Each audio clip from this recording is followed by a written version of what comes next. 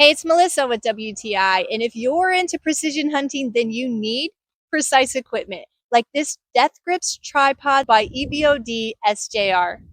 This tripod is light and easy to carry. The soft padded carrying case is a big plus. Not all tripods come with a carrying case, and the crossover strap is convenient, and the bag is durable and weather resistant. It's easy to set up. The legs extend for a prone or kneeling position.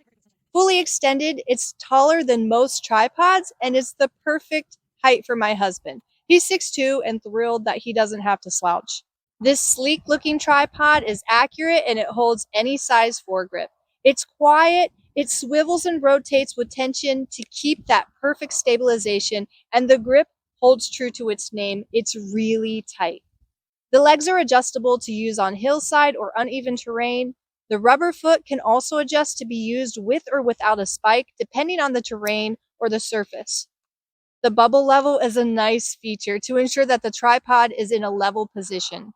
The legs can bend all the way up, and it can lay flat in prone position. This tripod has a sleek design, and it's made of aluminum so it won't rust. It's sturdy and durable, and the padded leg is nice when it's so cold out.